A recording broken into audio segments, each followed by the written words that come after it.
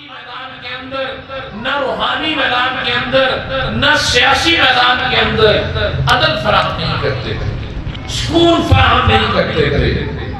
ان کی زندگی کو دنیا کے لیے بھی، دنیا کے بعد بھی کامیابی کے لیے کوئی راستہ متعین نہیں کرتے تھے۔ وہ راستہ بتانے کے لیے، وہ نظام بنانے کے لیے جس سے انسانوں کو اس دنیا میں بھی انصاف ملے، اس دنیا کے سیاسی میدان میں بھی سکون ملے، اس دنیا کے معاشی میدان کے اندر بھی معاشی انصاف ملے، اس دنیا کے عدالتی نظام کے اندر بھی انصاف ملے، اس کے لیے دنیا میں بھیجا۔ اور جتنے بھی ایسے نظام موجود ہیں جس کی وجہ سے انسانوں کے ساتھ ظلم ہوتا ہے، خواہ وہ عدالتیں ہیں، خواہ وہ سیاست کا میدان ہے، خواہ وہ معیشت کا میدان ہے، اس کو ختم کر کے اس نظام کو قائم کرنا، ان الحکم الا للہ، اور اللہ کا بنایا ہوا نظام ہی غالب کرنا، اس مقصد کے لیے دنیا میں اللہ کے نبی صلی اللہ علیہ وسلم کو بھیجا گیا۔ اور اسی مقصد کے لیے دوبارہ ہماری یہ امت بھول چکی تھی۔ مولانا مودودی رحمہ اللہ علیہ کی قیادت کے اندر اکابر علماء اور اکابر اس وقت سیاسی ذمہ داران نے جماعت اسلامی کی بنیاد رکھی۔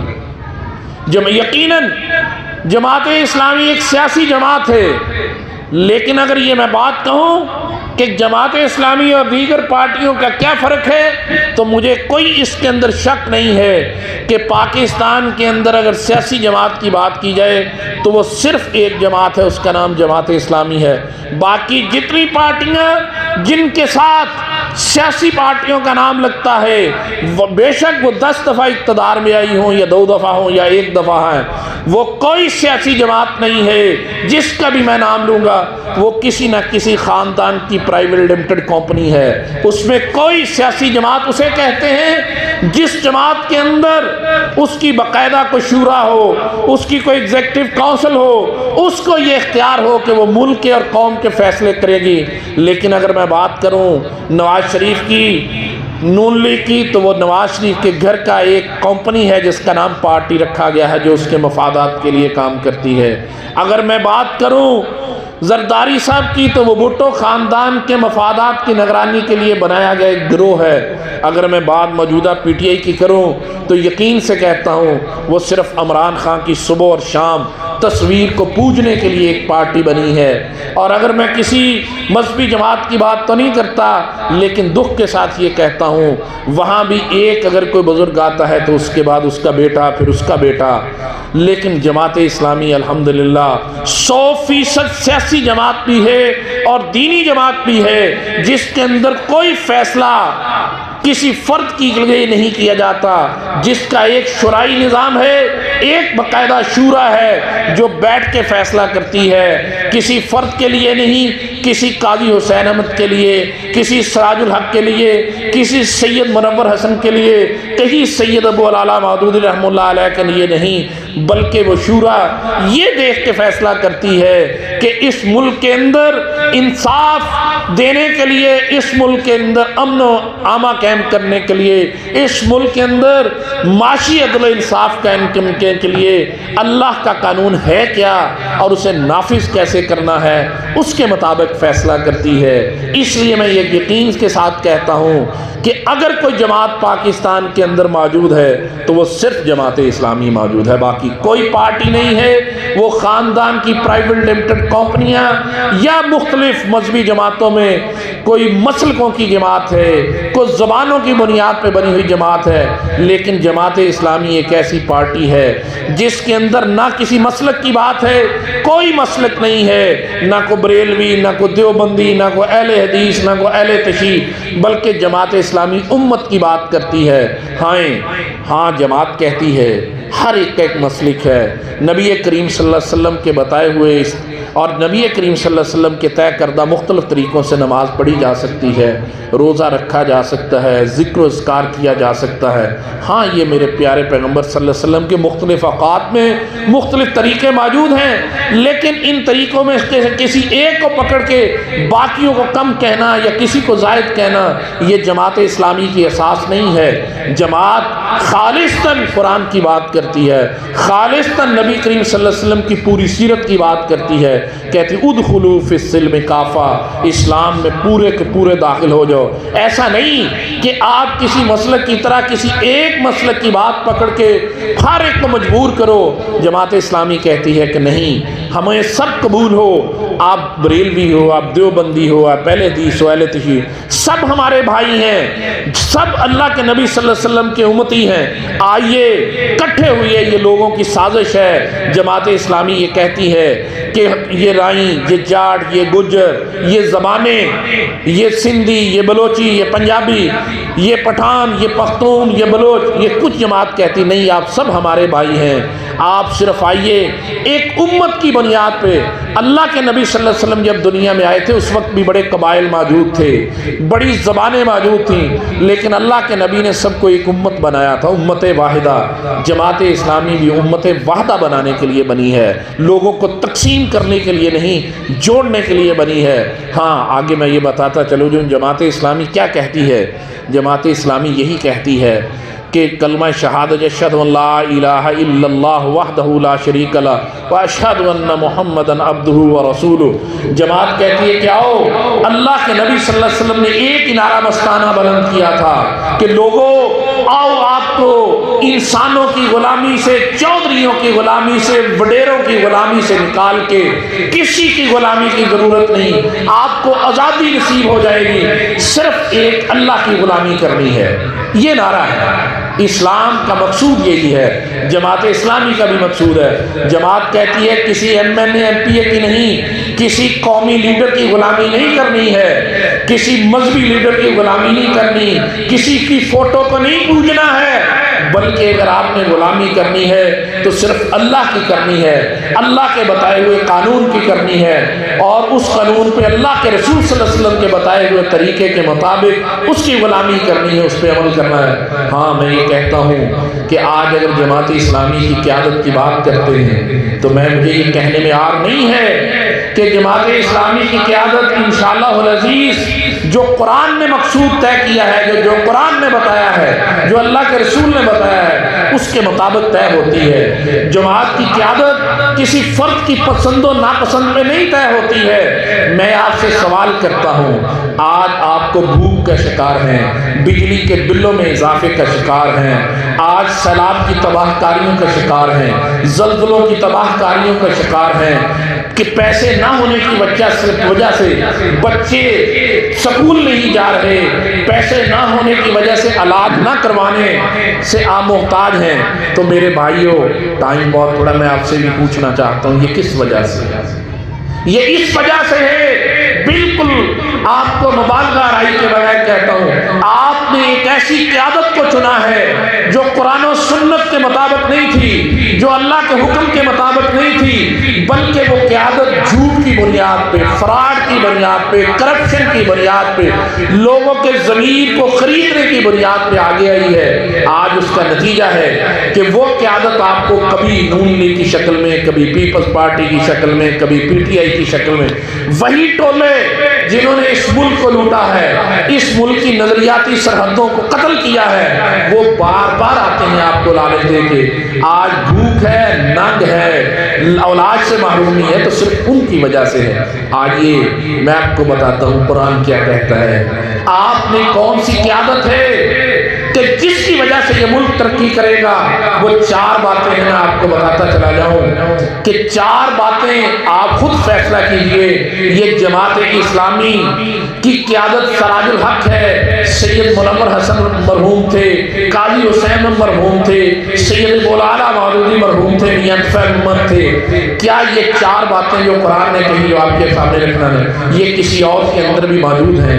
پہلی بات، قرآن نے یہ بات کہی ہے، ان اللہ یامرکم ان تعدوا الامانات الی اہلھا، کہ اپنی امانتیں ایسے فرد کے ذمہ کرو جو اہل بھی ہو، کام کرنے کی صلاحیت بھی رکھتا ہو، اور جو اتنا ایماندار اور دیانتدار ہو کہ آپ سے جو کمٹمنٹ کی ہے اس کے ساتھ بے وفائی نہ کرے، اس کے ساتھ خیانت نہ کرے، کرپشن نہ کرے۔ ہاں، جماعت اسلامی کی قیادت نے آج تک اگر آپ سے وعدہ کیا ہے کہ انشاءاللہ العزیز ملک میں اسلامی نظام کے لیے جدوجہد کرتے ہیں، تو آج بھی اسمبلیوں کے اندر جماعت اسلامی کا ہر لیڈر اللہ ان الحکم الا للہ، اللہ کے قانون کی ہی بات کرتا ہے۔ کیا اور کوئی لیڈر مجھے بتا دیں کبھی آپ نے نواز شریف، کبھی زرداری، کبھی بھٹو، کبھی عمران خان، کسی کو آپ نے اسمبلی کے اندر کسی فورم پہ سنا ہو کہ اس نے کہا ہو کہ ان الحکم الا للہ؟ ہاں، یہ اگر کہا ہے تو یہ صرف سراج الحق نے کہا ہے، اگر کہا ہے تو قاضی حسین احمد نے کہا ہے، کہا ہے تو مشتاق احمد خان نے کہا ہے، آج بھی سینیٹر ہیں۔ دوسری بات قرآن نے جو کہی ہے وہ بھی بڑا سمجھنے والی ہے، غور کرنے والی۔ قرآن جب سورۃ بقرہ میں آتا ہے کہ جب طالوت علیہ السلام، طالوت کو بادشاہ بنایا گیا، تو اس وقت لوگوں نے کہا اس وقت کے نبی سے کہ طالوت تو ایک غریب آدمی ہے، اس کو بادشاہ کیسے بنا دیا؟ یہ تو کوئی چودھری نہیں ہے، کوئی وڈیرا نہیں ہے۔ تو اللہ نے کیا کہا؟ قال ان اللہ اصطفاہ علیکم وزادہ بسطۃ فی العلم والجسم۔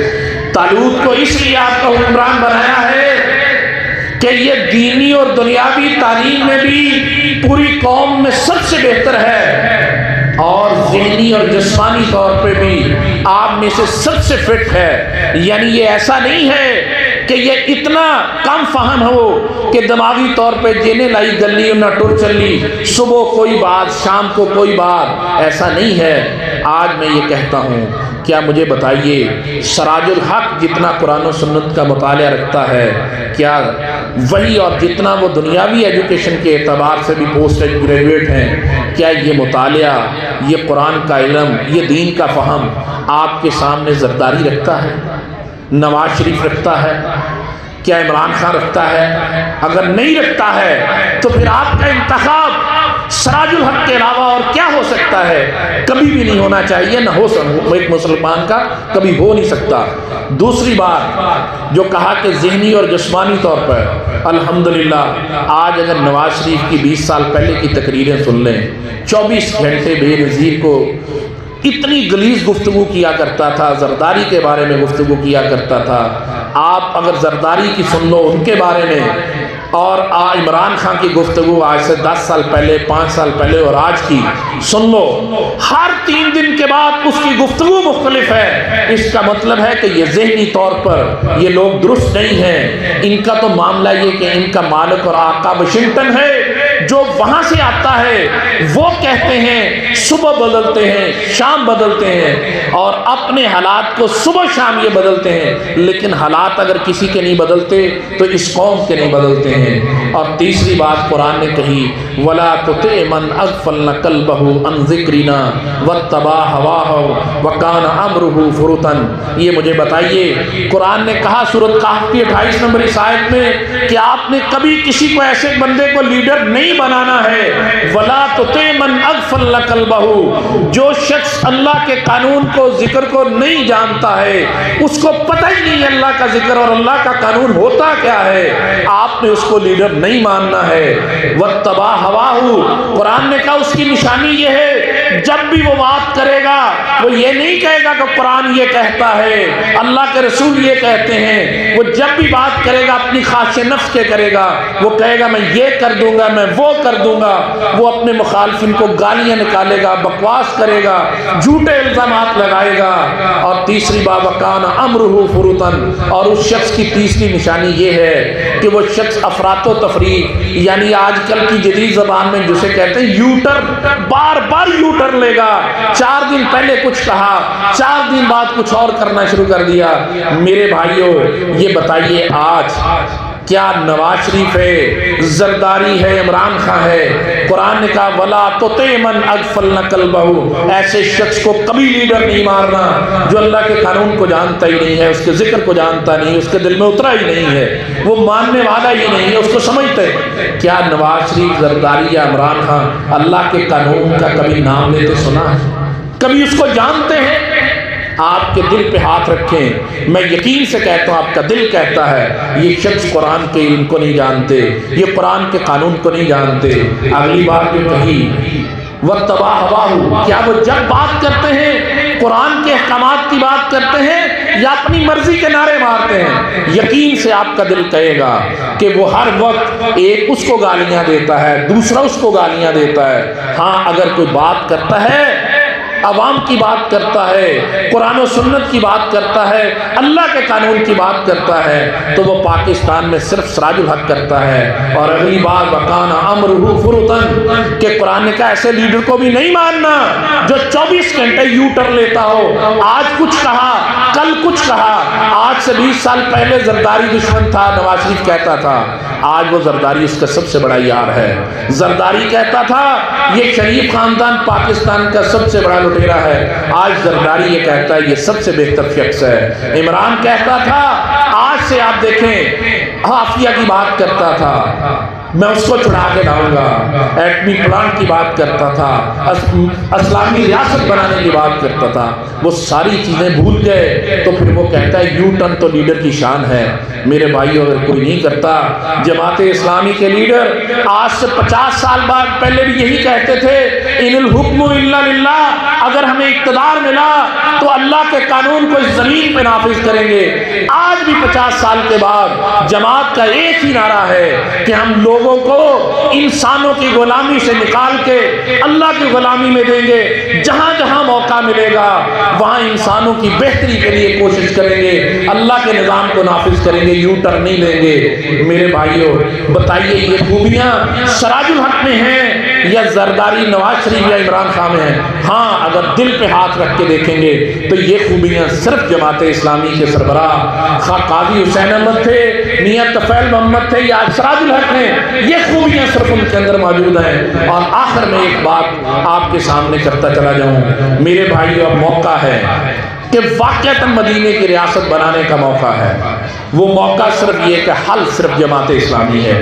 آپ نے سب لوگوں کو ٹیسٹ کر لیا ہے، چیک کر لیا ہے، اگر اب بھی مجھے بتائیں آج تک 70 سال میں جماعت اسلامی کے کتنے بھی ناظم، counsellor, M N A, M P اے، وزیر بنے، کوئی ایک شخص پوری دنیا میں اٹھ کے یہ کہے کہ اس شخص کے کردار کے اوپر دھبا ہے، اس نے ظلم کیا ہے، اس نے کرپشن کی ہے، اس نے لا قانونیت کی ہے؟ کوئی مثال، اگر کوئی مثال موجود نہیں ہے تو پھر آپ کا انتخاب کیوں کرپشن والے لوگ ہوں گے، کیوں آپ کے لا قانونیت والے لوگ ہوں گے؟ آج بھی دیکھ لیں، خان کہتا ہے کوئی عدالت میری مرضی کا فیصلہ کرے گی تو میں مانوں گا، نہیں کرے گی تو میں نہیں اس عدالت کو مانتا۔ نواز شریف کہتا ہے میری مرضی کا فیصلہ ہوگا تو میں کہوں گا عدالتیں ٹھیک ہیں، اگر نہیں میری مرضی کا ہوگا تو عدالتیں غلط ہیں۔ کل وہی مریم جو فوج کو صبح شام گالیاں نکالتی تھی، آج اقتدار کی چوسنی ملی ہے تو وہ کہاں گئی ہے فوج؟ وہ وہی فوج اس کی فوج بن گئی ہے۔ کل وہی فوج جو عمران خان کہتا تھا اس سے اعلیٰ عرفہ کوئی نہیں ہے، آج اسی کو گالیاں نکالتا ہے۔ میں آپ سے کہتا ہوں اگر کوئی صبح و شام ایک ہی بات کرتا ہے تو وہ صرف جماعت اسلامی کی قیادت ہے۔ آئیے آج میرے سے وعدہ کیجیے، جماعت اسلامی ہی پاکستان میں وہ پارٹی ہے جس کے فیصلے ایک شورا کرتی ہے، جو قرآن کہتا وہ سراج الحق نہیں کرتا، وہ فیصلے قاضی حسین احمد نہیں کرتے تھے بلکہ جماعت کی شورا کرتی ہے۔ کیوں کرتی ہے؟ کہ ایک اکیلا ہوتا ہے 2-11، ایک شخص سے غلطی بھی ہو سکتی ہے لیکن زیادہ افراد بیٹھ کے امت کا سوچیں گے، قوم کا سوچیں گے تو یقیناً درست فیصلہ ہوگا۔ کیونکہ یہ جو مدینے کی ریاست کی بات کرتے ہیں تو مدینے کی ریاست کے جو 4 آرگن تھے، آج عمران خان سے پوچھ لیں، زرداری سے پوچھ لیں، نواز شریف سے پوچھ لیں، مدینے کی ریاست تھی کیا؟ مدینے کی ریاست بنی کیسے؟ مدینے کی ریاست کی 4 باتیں جس پہ وہ قائم ہوئی۔ نمبر 1، مدینے کی ریاست یہ تھی کہ آئے کہ اللہ کے نبی صلی اللہ علیہ وسلم نے کہا کہ حاکمیت اللہ کی ہوگی۔ جماعت اسلامی بھی کہتی ہے حاکمیت اللہ کی ہوگی، ان الحکم الا للہ۔ کوئی اور کہتا ہے، اب لوگ کہتے ہیں حاکم کون ہوگا؟ کوئی کہتا ہے عمران خان ہوگا، کوئی کہتا ہے نواز شریف ہوگا، کوئی کہتا ہے زرداری ہوگا۔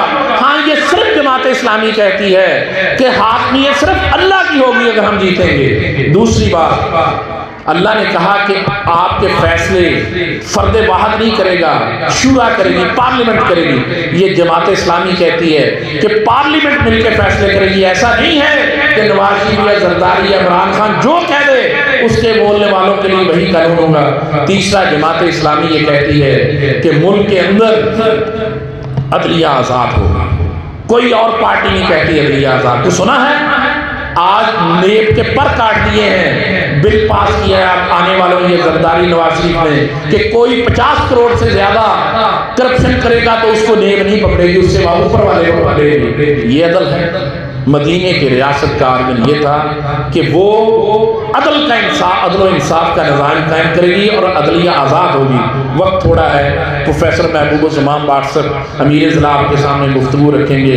اگر آپ چاہتے ہیں کہ آپ کی دنیا تبدیل ہو جائے، آپ اس ملک میں خوشحال ہو جائیں، اقبال نے کہا تھا مٹا دے اپنی ہستی کو گر کچھ مرتبہ چاہیے کہ دانا خاک میں مل کر گل و گلزار ہوتا ہے۔ میں آپ سے گزارش کرتا ہوں، آئیے جماعت اسلامی کے ساتھ دیجئے، جماعت اسلامی کے کارکن بنیے، اپنی ذاتی خواہشوں کو پسے پش ڈالیے، ذاتی پسند و ناپسند کو ڈھیر کر دیجئے۔ انشاءاللہ جب آپ اس طرح کریں گے تو یہ پاکستان ضرور گل و گلزار ہوگا۔ وما علینا الا البلاغ۔ ماشاءاللہ، جزاک اللہ۔ جناب میاں اجمل حسین بدر صاحب آپ سے گفتگو کر رہے تھے۔ میں سمجھتا ہوں کہ کچھ ساتھی جو کہ اس وقت جماعت اسلامی میں شامل ہو رہے ہیں اور اس دین کے کارواں اسلام کی سربلندی کے لیے آپ نے جماعت اسلامی کو چنا ہے، اللہ تعالیٰ آپ کو کامیاب فرمائے۔ تو شمولیت کے حوالے سے میں ساتھیوں کو اسٹیج پہ بلاؤں گا اور اجمل صاحب بدر اور محبوب الزمان بٹ صاحب سے گزارش کروں گا کہ وہ اپنے مبارک ہاتھوں سے ان کو جماعت اسلامی میں خوش آمدید کریں، ویلکم کریں۔ پہلے نمبر پر جناب ملک محمد نعیم صاحب اسٹیج پہ تشریف لیں، رسول پارک سے ان کا تعلق ہے۔ جناب محمد عظیم صاحب، جناب میاں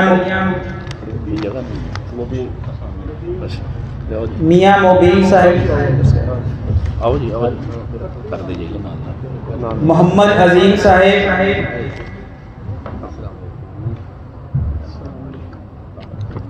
میاں مبین صاحب،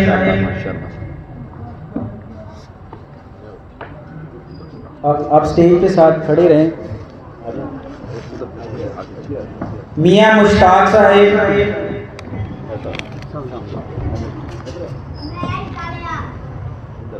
میاں عبد الشکور صاحب، گلی نمبر 8 رسول پارک۔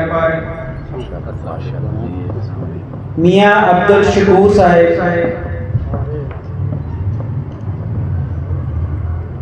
عابد محمود صاحب، گلی نمبر 12 رسول پارک۔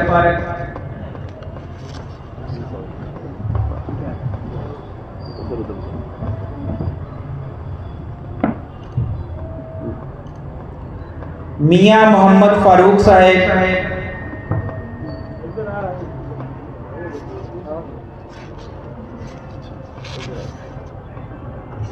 میاں محمد فاروق صاحب، حاجی اختر حسین صاحب، وہ آئے نہیں کسی مجبوری ایمرجنسی کی وجہ سے۔ میاں محمد منیر صاحب، میاں محمد منیر صاحب،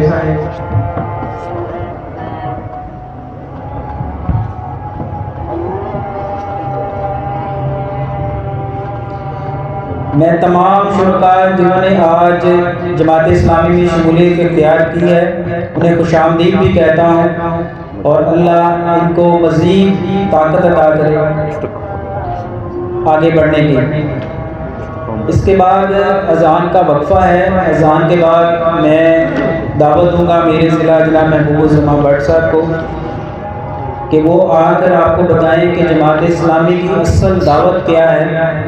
اور جس طرح سے میاں اجمل صاحب نے، میں دعوت دیتا ہوں امیر ضلع فیصل آباد جناب پروفیسر محبوب الزمان بٹ صاحب کو کہ وہ اسٹیج پہ تشریف لائیں اور اپنے خیالات کا اظہار کریں۔ الحمدللہ رب العالمین والصلاۃ والسلام علی رسول الکریم وعلی آلہ وصحبہ اجمعین۔ اما بعد فاعوذ باللہ من الشیطان الرجیم بسم اللہ الرحمن الرحیم ولتکم منکم امۃ یدعون الی الخیر ویأمرون بالمعروف وینہون عن المنکر واولئک هم المفلحون۔ صدق اللہ العظیم۔ انتہائی محترم قائدین جماعت اسلامی اور معزز سامعین، بزرگوں، دوستوں، بھائیوں، نوجوانوں، بچوں، السلام علیکم ورحمۃ اللہ وبرکاتہ۔ وقت چونکہ مختصر ہے اور وقت ہمیشہ مختصر ہی ہوتا ہے، اور کچھ وقت کو ہم مختصر کر دیتے ہیں،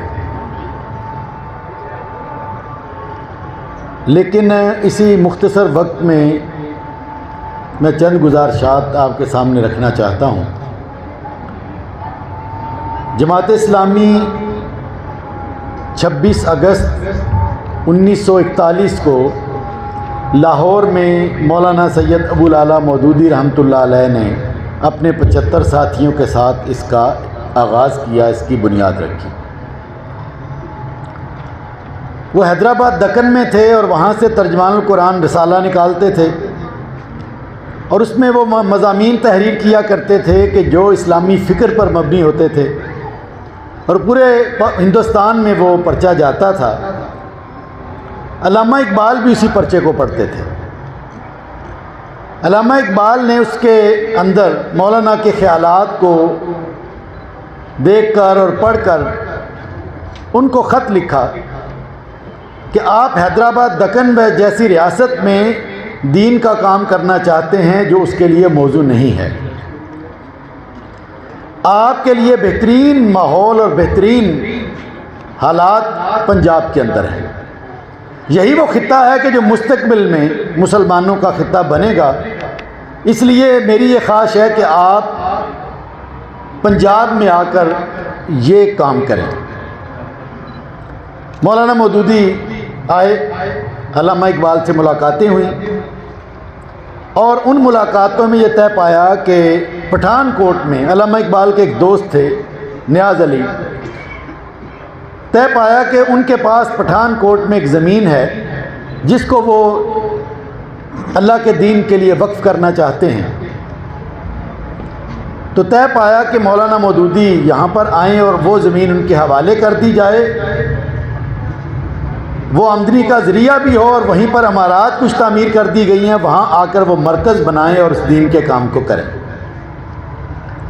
مولانا واپس چلے گئے، اور واپس جانے کے بعد جب وہ پنجاب کا انہوں نے قصد کیا علامہ اقبال کے اس بلاوے پر، تو علامہ اقبال وفات پا چکے تھے، اور انہی کے کہنے پر وہ پٹھان کوٹ میں آ کر انہوں نے بنیاد رکھی۔ جی حضرات گرامی، میں عرض کر رہا تھا کہ علامہ اقبال اللہ کو پیارے ہو گئے 1938 میں، اور اس کے کچھ مہینے کے بعد مولانا مودودی حیدرآباد دکن کو خیر آباد کہہ کر پنجاب میں آ کر انہوں نے مرکز بنایا۔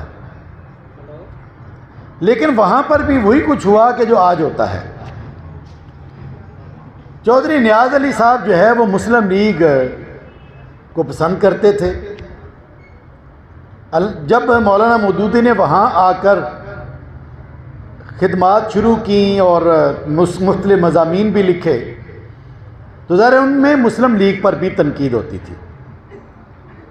انہوں نے کہا کہ بھئی آپ دین کا کام کریں، آپ مسلم لیگ، اور آپ کو سیاست سے کیا کام؟ میں نے کہا میرا دین جو ہے وہ سیاست اس کا حصہ ہے۔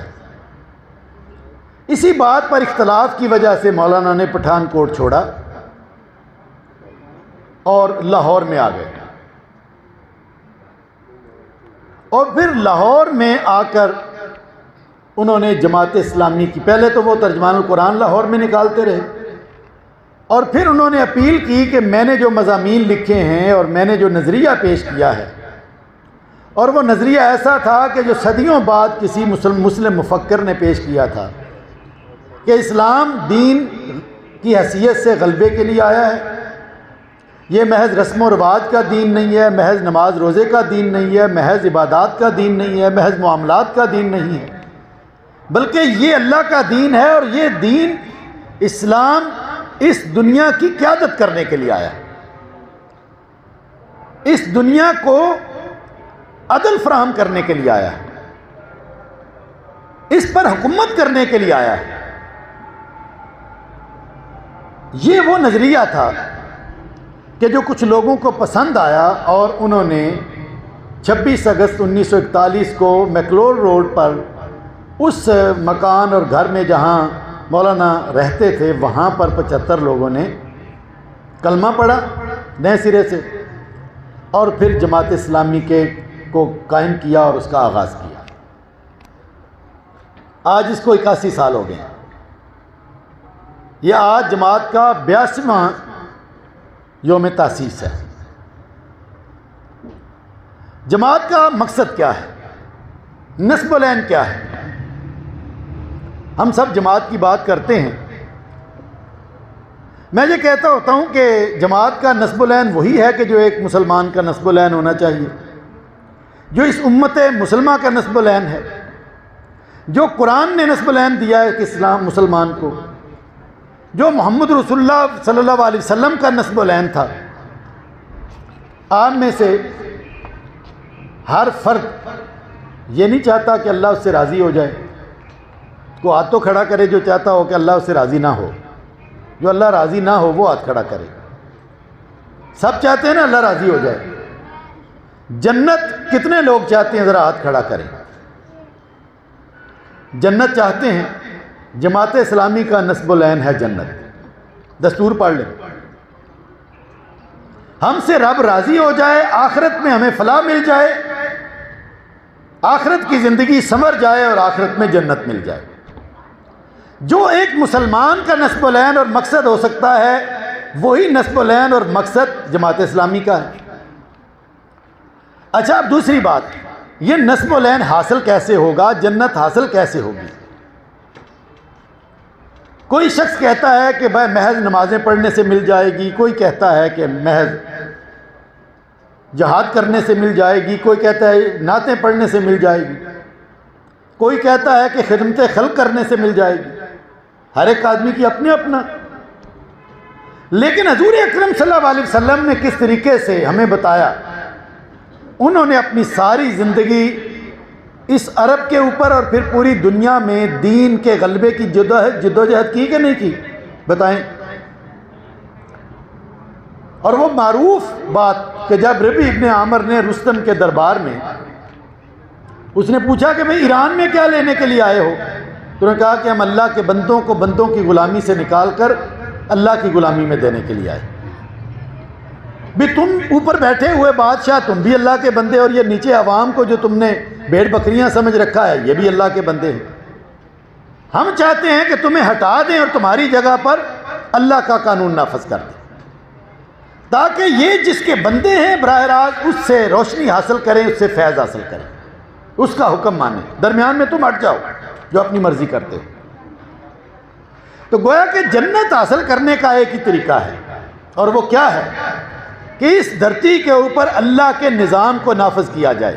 میری بات سمجھ رہے ہیں جی؟ جنت حاصل کرنے کا کون سا طریقہ ہے کہ اس دھرتی کے اوپر اور اس پاکستان میں اللہ کا قانون نافذ کیا جائے، اللہ کے دین کو غالب کر دیا جائے۔ اور پاکستان کیوں بنا تھا جی؟ پاکستان کا مطلب کیا؟ لا الہ الا اللہ۔ تو لا الہ یہی تو کہتا ہے کہ پاکستان میں لا الہ الا اللہ کا قانون ہونا چاہیے۔ جماعت اسلامی بھی یہی کہتی ہے۔ تو گویا کہ جماعت اسلامی کا نصب العین وہ ہے جس کے لیے پاکستان بنا تھا، اور وہ نصب العین ہے کہ جو آخرت کے روز ہر مسلمان کو درکار ہے۔ تو جو لوگ جماعت میں شامل ہوئے ہیں آج، میں ان کو ویلکم کہتا ہوں، لیکن میں یہ بات کہنا چاہتا ہوں کہ یہ بات اپنے ذہن میں واضح کر لیں کہ جماعت میں آپ آئے ہیں تو اس لیے آئے کہ جماعت کے ذریعے سے ہم اس پاکستان کو اسلام کا گہوارہ بنائیں گے، اسلام کو غالب کریں گے، اس جد و جہد کے نتیجے میں اللہ ہمیں جنت دے گا۔ یہ کلیئر ہونا چاہیے، واضح ہونا چاہیے یہاں بیٹھے ہوئے ہر فرد کو۔ اس لیے جماعت اسلامی باقی سیاسی جماعتوں کی طرح اس طرح کی جماعت نہیں ہے جو ہر طرح کا جھوٹ فریب، بھئی جھوٹ فریب کے ذریعے سے حکومت حاصل کرنی ہے تو حکومت مل جائے گی، جنت تو نہیں ملے گی۔ تو جنت پہلی پرائرٹی ہے نا ہماری۔ اب یہ جو مقصد ہے دین کے غلبے کا، یہ 4 نکات پر مشتمل ہے ہمارا لاہ عمل، وہ بھی میں بتا دوں۔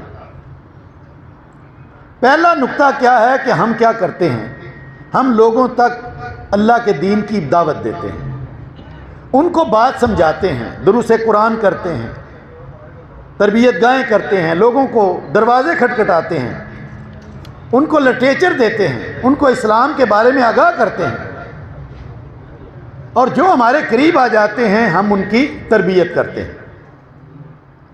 تربیت کرنے کے نتیجے میں ان کے نظریات ٹھیک کرتے ہیں، ان کی فکر درست کرتے ہیں، ان کی تربیت کرتے ہیں، اور پھر ان کو اپنی تنظیم کا حصہ بناتے ہیں، اپنا کارکن بناتا ہے، اپنے ممبر بناتے ہیں۔ یہ 2 نقطے ہو گئے۔ اور پھر اس کے بعد ہم ایک مسلسل اصلاح معاشرہ کا کام کرتے ہیں۔ یہ الخدمت کیا ہے؟ یہ سیلاب میں کام کر رہے ہیں، یہ اصلاح معاشرہ ہے۔ تھانے کچہری میں کسی کو انصاف فراہم کرنا اصلاح معاشرہ ہے۔ ہسپتال میں کسی کا علاج کروانا یہ لوگوں کی اصلاح ہے، یہ ویلفیئر ہے۔ یعنی لوگوں کے مختلف اس دنیا میں جو کام حکومت میں آنے کے بعد حکومتیں کرتی ہیں وہ ہم حکومت سے پہلے کرنا شروع کر دیتے ہیں۔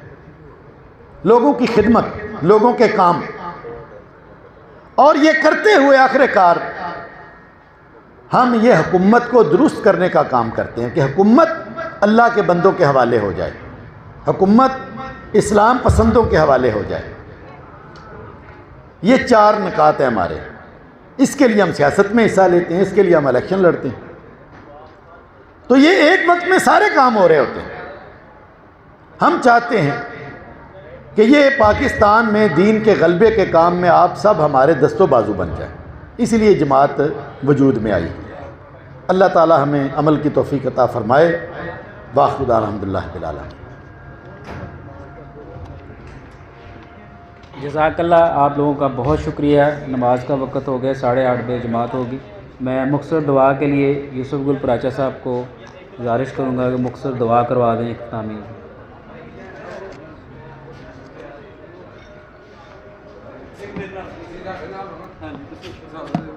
الحمدللہ رب العالمین والصلاة والسلام علی رسولہ الکریم۔ سبحان ربک رب العزت عما یصفون وسلام علی المرسلین والحمدللہ رب العالمین، آمین یا رب العالمین۔ تمام ساتھیوں کا مشکور ہوں کہ وہ اپنا قیمتی وقت نکال کے ہمارے اس پروگرام میں شامل ہوئے